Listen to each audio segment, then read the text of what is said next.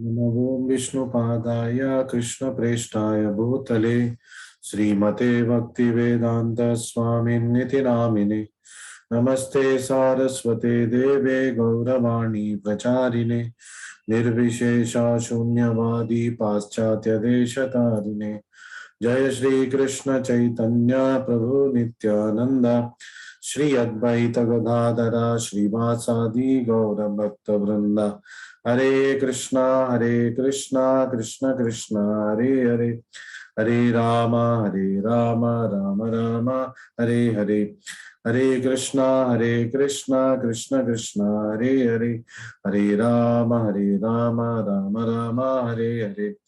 हरे कृष्णा कृष्ण कृष्ण हरे हरे, हरे राम राम राम हरे हरे। श्री श्री राधा वृंदावन चंद्र की जय, श्री श्री गौर निताय की जय, श्रीमद् भगवद गीता की जय, जगत गुरु शील प्रभुपाद की जय।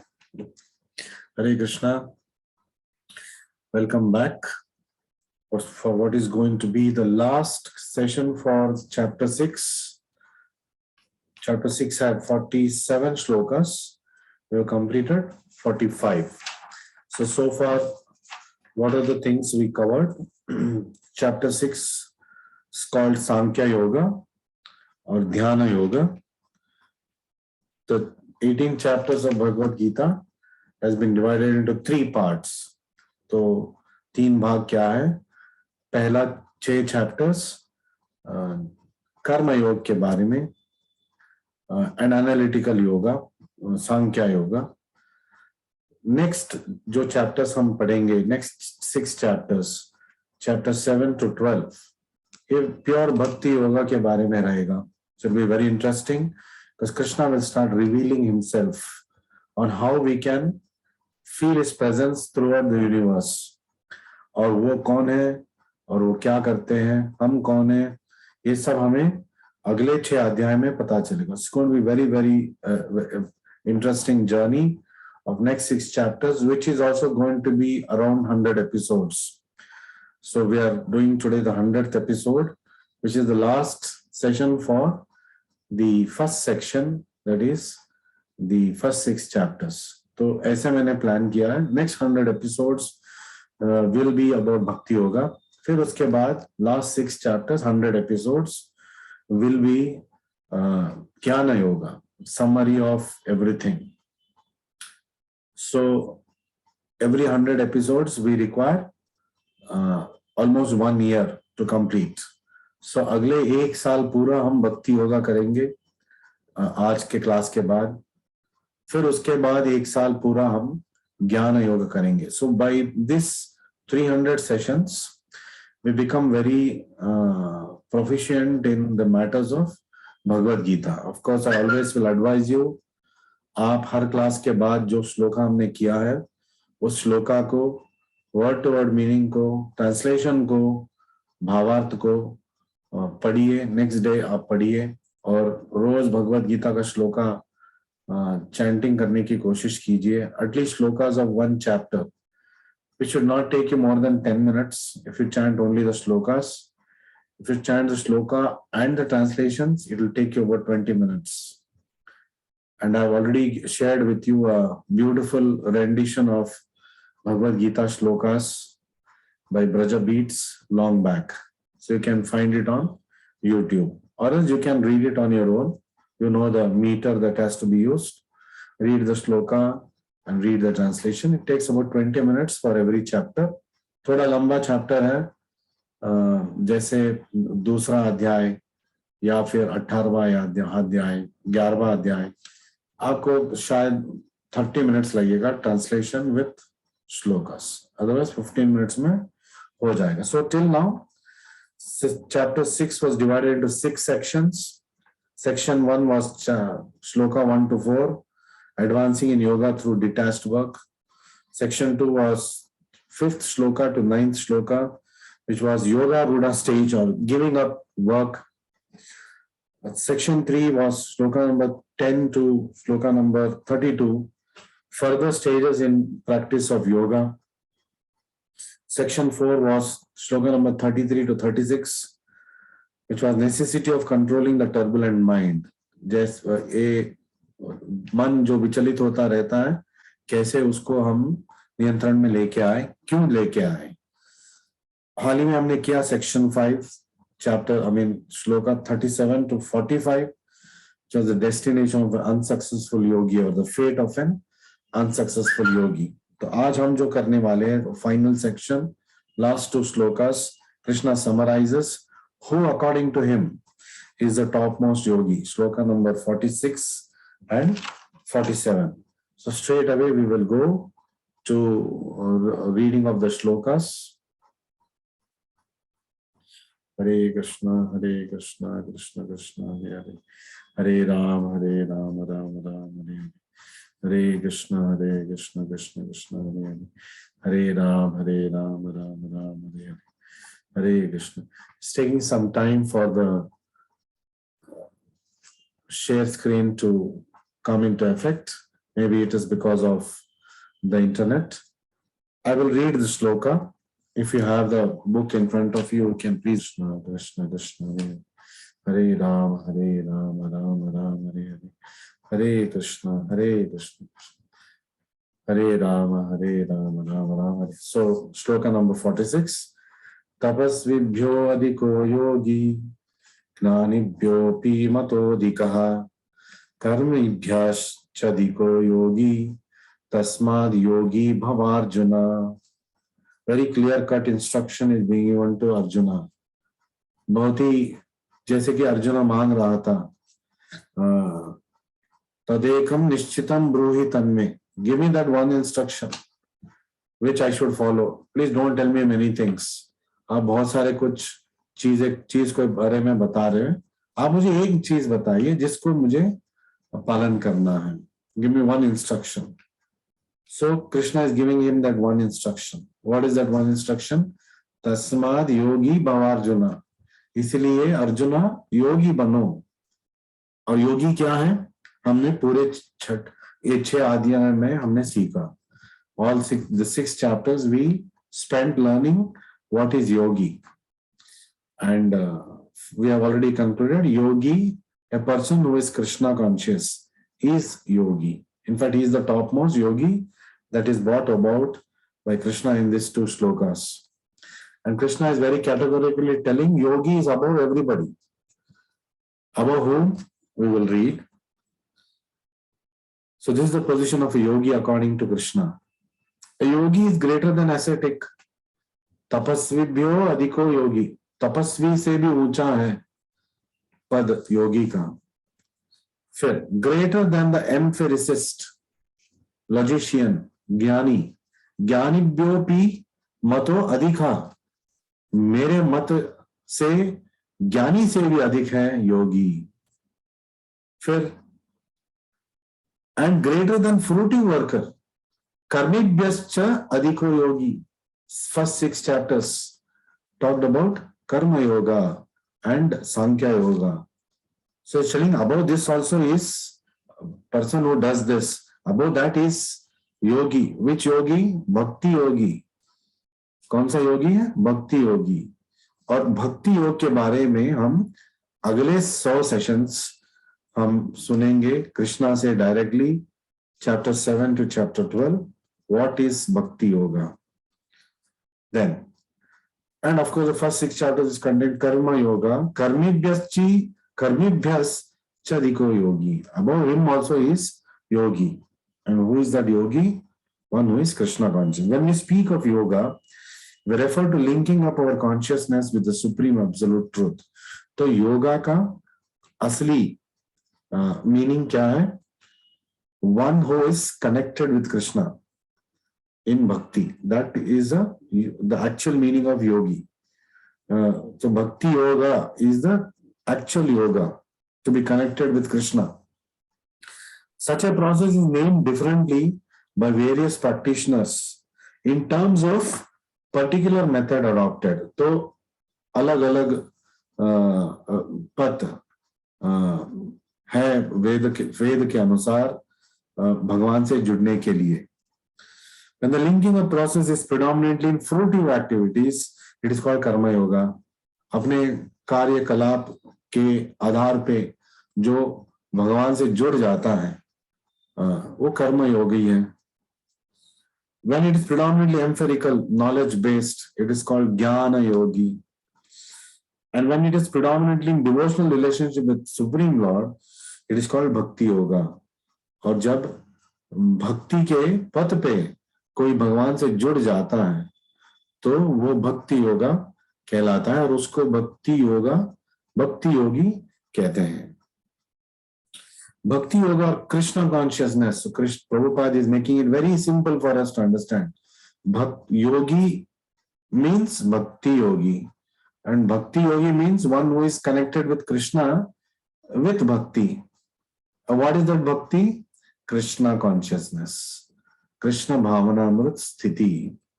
So Prabhupada is telling bhakti yoga or Krishna consciousness is the ultimate perfection of all yogas. घूम फिर के भक्ति योगा के समक्ष ही आना है. तो घूम के फिर के क्यों आना है? सीधे सीधे भक्ति योगा के पथ पे हम चल पड़ेंगे.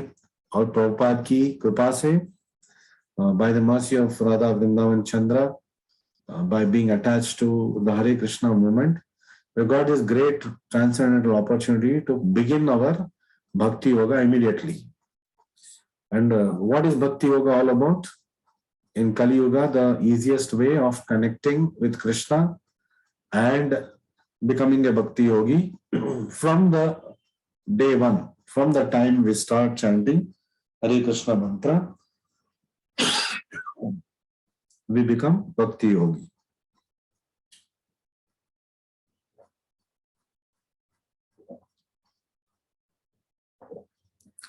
So क्योंकि आप सब हरे कृष्ण मंत्र जपा कर रहे, we are all in the process of becoming bhakti yogis. So bhakti yoga is full spiritual knowledge, and as such, nothing can excel it. Asceticism without self-knowledge is imperfect. तपस्या कर लिया, लेकिन कृष्णा को जाना नहीं, तो वो वेस्ट ऑफ टाइम है, वेस्ट ऑफ एफर्ट है. Empiric knowledge without surrender to Supreme Lord is also imperfect. केवल ज्ञान प्राप्त किया, लेकिन भक्ति नहीं है कृष्णा के ऊपर, वो भी व्यर्थ ज्ञान है, क्योंकि हमने प्रैक्टिकल डिवोशनल सर्विस नहीं किया. And fruitive work without Krishna consciousness is a waste of time. Like people चलो कर्म करो, लेकिन कृष्णा को मध्य रखते हुए, keeping Krishna in the center. Just tolerate me for a few minutes, it will become all right when I keep sipping water.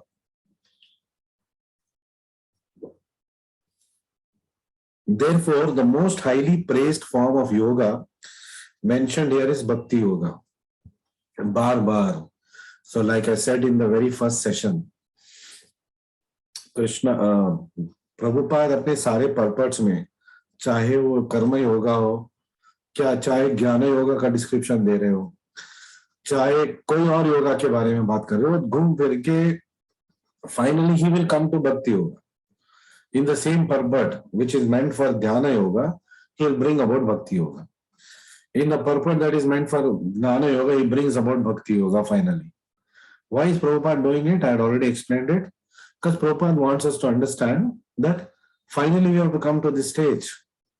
So yes, empirically we are trying to know these things, but अंत में हमें भक्ति योगी बनना है. और कलयुग में सुलभ माध्यम है हरे कृष्णा कृष्ण कृष्ण हरे हरे, हरे राम राम राम हरे हरे. और हरे कृष्ण मंत्र जपा करते रहने के लिए भगवत गीता का सेशन सुनना चाहिए, भक्तों के समागम में रहना चाहिए, मंदिर से जुड़े रहना चाहिए. जो हम सफर है भक्ति योग में, भक्तों के साथ हमें रहना है. तो चैंटिंग ऑटोमेटिकली चलता रहेगा, और चैंटिंग चलता रहेगा तो रीडिंग एंड हियरिंग चलता रहेगा. So it is interdependent and each thing fuels the other. Chanting fuels our wanting to know more from Bhagavad Gita, and Bhagavatam. And when we read Bhagavatam and Bhagavad Gita, it gives us about why we must chant. और chanting में रुचि हमें धीरे धीरे आएगा. So it is interdependent and each fuels the other. Positive relationship. So in the next verse, Krishna goes on to make a very emphatic statement. He ends the chapter saying, according to him, who is the topmost yogi. So इसमें कोई हमें शक होना ही नहीं चाहिए. We don't want anybody else's opinion. Finally, Krishna is giving his opinion. That is the Veda Vakya for us. And literally so. क्योंकि वेद वाक्य मतलब जो कृष्णा ने बताया है वही वेद वाक्य है और वेदा का रचनाकार श्री कृष्णा ही है. तो here he says, योगिनाम अपि सर्वेषां मद्गतेनन्तरात्मना श्रद्धावान् भजते यो मां समे युक्ततमो मतः. Again, he is not forcing his opinion on us, but we have no better opinion to take than Krishna's opinion. Same mataha. It is my opinion. So he is yukta tama. Yukta tama means the topmost way of being situated in yoga. Who is that? Shraddhavan bhajate yomam. जो श्रद्धा से मेरी भजन करता है, उससे जुड़े रहता है, वो युक्ततमा. ये योगी नाम अपि सर्वेषाम मद्गतेन अंतरात्मनः. तो सारे योगियों के बीच में जो योगी मेरे अंदर समा गया है, कैसे? श्रद्धा से भजन करते हुए. तो हमारा पहला स्तर क्या है? आध्यात्मिक जीवन के शीला प्रभुपाद आश्रय के पहला स्तर क्या है? उसका नाम क्या दिया हमने? श्रद्धावान. तो we already people we have started the Srila Prabhupada Ashraya course, or will be taking the first level this time, this Radhashtami. They're already called as Shraddhavan. Or Shraddhavan bhajate yomam same yukta tamo mata is the topmost yogi. तो उस topmost yoga के position में हम आ चुके हैं पहले ही स्तर पे. So of all yogis, yoginam api sarvesham, he who always abides in me with great faith, mad gatena antar atmana shraddhavan, worshipping me in transcendental loving service, bhajate yomam. Bhaja, we already learned in our sevaka exam. Bhaja matlab kya hai? Loving service to the Lord. So shraddhavan bhajate yomam is most intimately united with me in yoga and is highest of all. Same yukta tamo mataha. So the word bhajate is significant here. Bhajate has its root in the verb bhaj, which is used when there is need of service.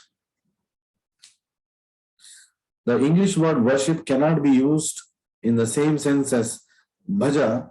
Worship means to adore or to show respect, to honor the worthy one. But service with love and faith is especially meant for the Supreme Personality of Godhead. तो भज का मतलब हम बहुत ही sincerely कोई भी काम करेंगे उसको भी हम भजन बोल सकते हैं. But when it comes to the Supreme Lord, when we talk of bhaj, when we are talking of transcendental, loving, devotional service, प्रीति पूर्वकम, प्रेम पूर्वक सेवा जब हम भगवान की करेंगे. One can avoid worshipping a respectable man or a demigod and may be called discourteous, but one cannot avoid serving the Supreme Lord without being thoroughly condemned. चाहे हमारा और भी कर्तव्य पालन छूट जाए, उसके लिए कुछ रास्ता मिल जाएगा, लेकिन जब भगवान की भजन करना हमसे छूट जाएगा तो then we are condemned, मतलब हम गए काम से. Every living entity is part and parcel of the Supreme Personality of Godhead, and thus every living entity is intended to serve the Supreme Lord by his own constitution. तो हर जीव का मूल जो स्वरूप है वो कृष्णा का सेवका का भजन है. जो नेक्स्ट लेवल क्या है? सेवका. तो one who starts doing practical devotional service, श्रद्धावान सेवका. The Bhagavatam confirms this as follows.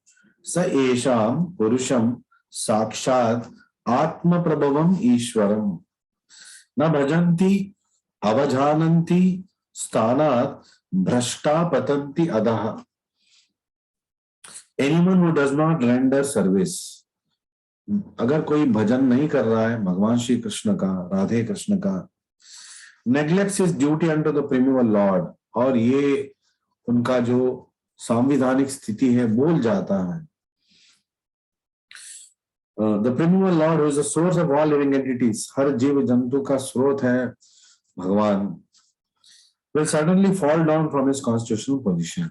तो अपने संविधानिक स्थिति से गिर जाएगा, मतलब आध्यात्मिक जिंदगी से नीचे गिर के भौतिक जिंदगी में वो फंस जाएगा, भौतिक विषयों में, भौतिक गतिविधियों में वो लग जाएगा, खो जाएगा. So anybody who is completely leading a materialistic life, वो कौन है? He is a condemned person. Golok से आया है वो भी, वो आत्मा भी गोलोक से ही आया है, लेकिन वो भगवान से विमुख हो गया है और he is condemned therefore to lead a materialistic life. चाहे आप वर्ल्ड के रिचेस्ट पर्सन बन जाओ, लेकिन भौतिक मानसिकता आप रखेंगे तो इस संसार के चक्र में आप फंसे हुए हैं. आपको बार बार इसमें जन्म लेना पड़ेगा. अब इस जन्म में आप बिल गेट्स हो, मुकेश अंबानी हो, कुछ भी हो, अगले जन्म में क्या होंगे वो इसके ऊपर आधार नहीं है कि आपके बैंक बैलेंस क्या है. It's not dependent on your bank balance. You cannot buy a next life by your bank balance. The richest person in this world cannot go and pledge his entire wealth and ask for a human life anywhere in this world. It is not going to happen. So if we have to get back a human life, if we have to get back a human life in favorable circumstance to devotional service, Shuchinam, Shrimatam, Dhimatam, इनके घर में हमें अगर पैदा होना है, या फिर भजन हमारे अंदर अगर वो अंकुर, the seed of bhakti, if it has to sprout in the next life also, hopefully there is no next material life for all of us. By holding on to the dhoti of Prabhupada and following his instructions, we can all go back to Golok Vrindavan Dham, और वहां हम खूब राधा कृष्णा का, गौर निताय का, श्रील प्रभुपाद का सेवा करते रह सकते हैं eternally. But then if there has to be another life in the material world, then Krishna will facilitate in the house of a pious person, in the house of a rich aristocratic person where devotional service is going on, or where it is favorable, or in the house of learned people who are devotees of the Lord. So we should aspire that at least we get such a life in our next life. If not, we are able to go back to the Lord. So तो जो भगवान से विमुख होके सबसे अमीर आदमी भी बन चुका है इस भौतिक जगत में, उसका लाइफ कंडेम्ड लाइफ है. बिकॉज अगले जन्म में वो क्या बनेगा, वो कर्म के आधार पे होगा, कर्म और गुण के आधार पे, बैंक बैलेंस के आधार पे नहीं होगा. In those words also the word bhajanti is used. So bhajanti is applicable to Supreme Lord only, whereas the word worship can be applied to demigods or any other common living entity. पूजा, आराधना कर सकते हैं बहुत लोगों का, लेकिन भजन जो शुद्ध आराधना है वो केवल भगवान का ही होता है. The word avajananti used in this verse of Srimad Bhagavatam is found also in Bhagavad Gita. Bhagavad Gita में एक और श्लोक है, अवजानंती मां मूढ़ा, और यहाँ पे न भजंती अवजानंती. Who is not worshipping Krishna? न भजंती अवजानंती. मूढ़ा, जो जानते नहीं है, जो भूल चुके हैं अपनी संविधानिक स्थिति को. और कृष्ण भगवद गीता में भी यही बोल रहा है, अवजानंती मां मूढ़ा. मुझे कौन नहीं जानता? जो मूढ़ आदमी है वो मुझे नहीं जानता कि मैं भगवान हूं। Only the fools and rascals deride the supreme person of Godhead, Lord Krishna. Such fools take it upon themselves to write commentaries on Bhagavad Gita without an attitude of service to the Lord.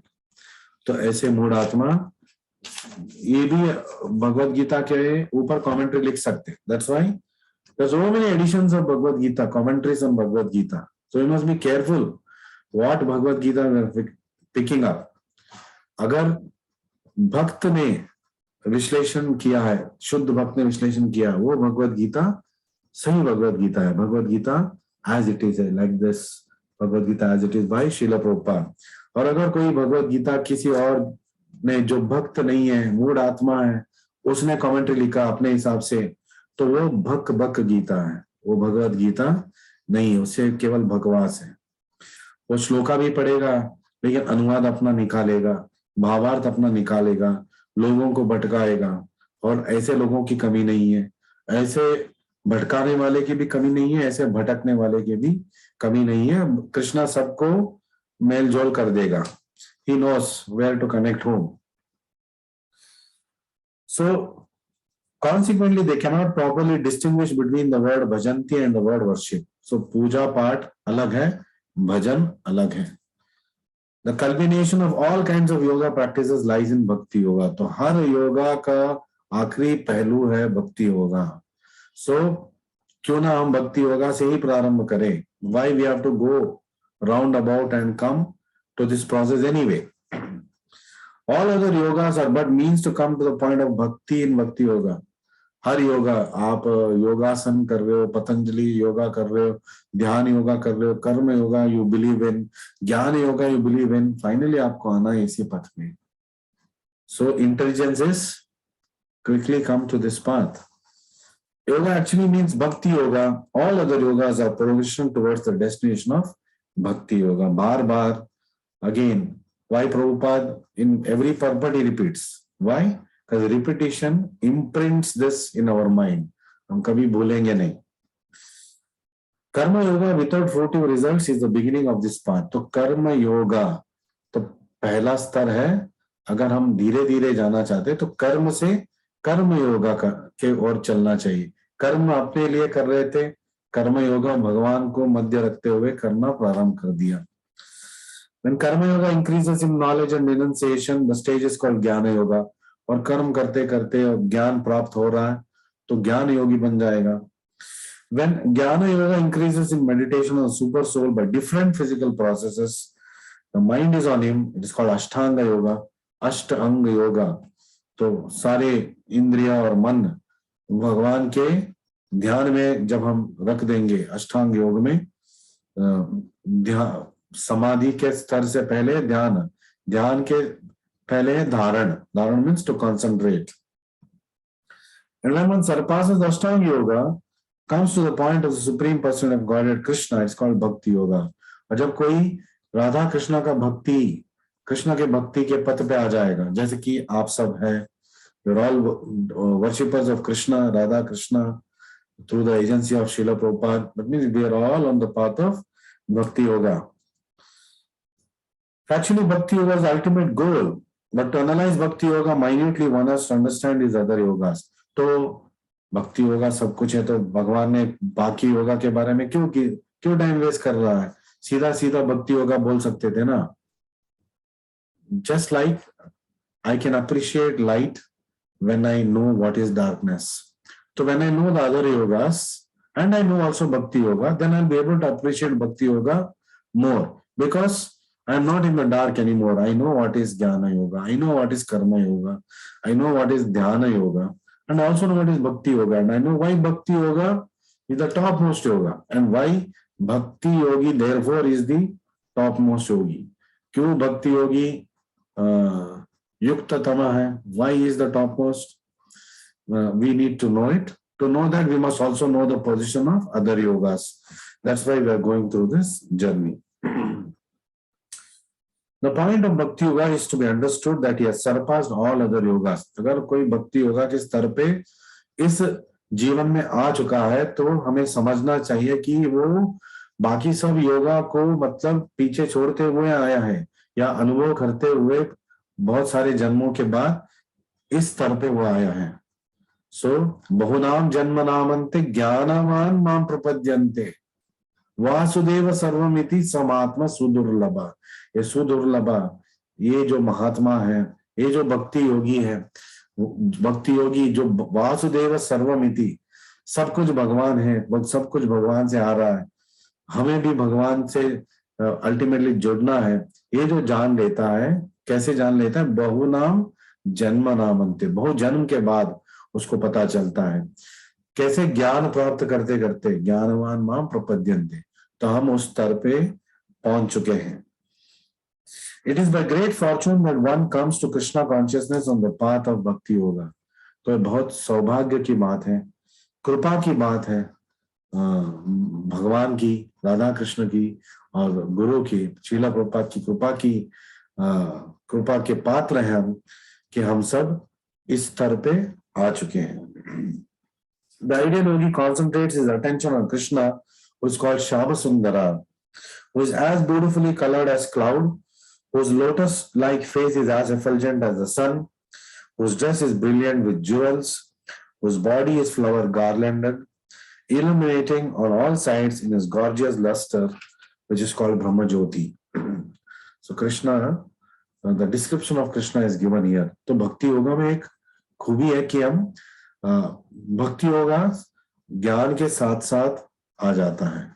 When we start doing practical devotional service to Krishna, then Krishna will give us dadami buddhi yogam tam. He'll give us even the buddhi of appreciating the Lord, knowing the Lord, and by chanting the prayers of various devotees we come to know about the Lord. For example, हमारे दर्शन आरती का opening जो song है, ईश्वरा परमा कृष्ण सच्चिदानंद विग्रह अनादिरादिर गोविंद सर्व कारण कारणम।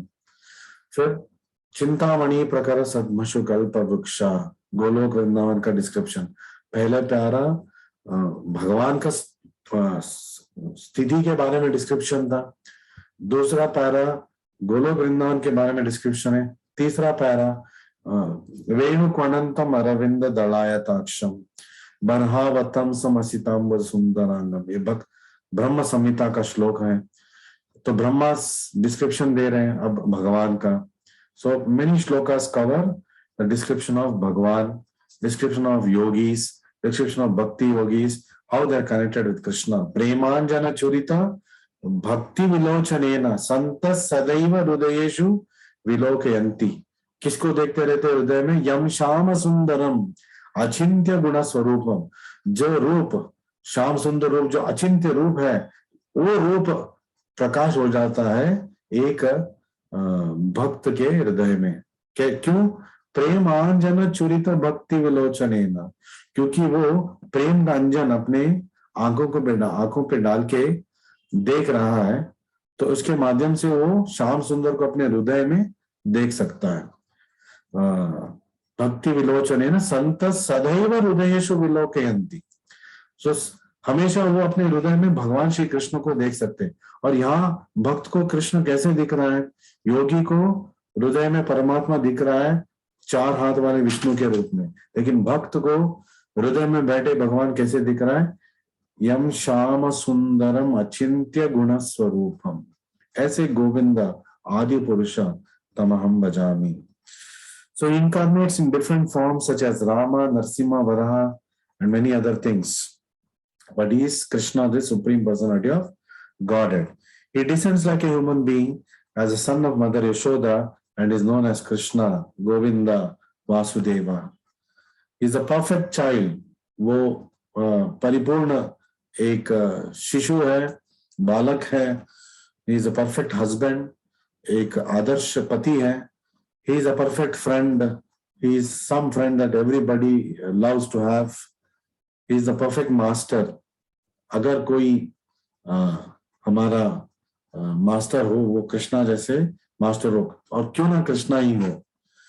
And is full with all opulences and transcendental qualities. So he is having 6 opulences. जो पराशर मुनि का डेफिनेशन है भगवान का, ऐश्वर्यस्य, समाग्रस्य, वीर्यस्य, यशस्य, श्रिया, ज्ञान वैराग्ययोश्चैव, ये 6 गुण संपन्न है भगवान Shri Krishna. This stage of highest perfection in yoga can be achieved attained by bhakti yoga. If one remains in full Krishna consciousness, then he is called the highest yogi. So Krishna ka final decision क्या है या instruction क्या है? Who is the topmost yogi? One who is Krishna conscious. So you all fall in that category. It's a long way to go, but we are on the right track.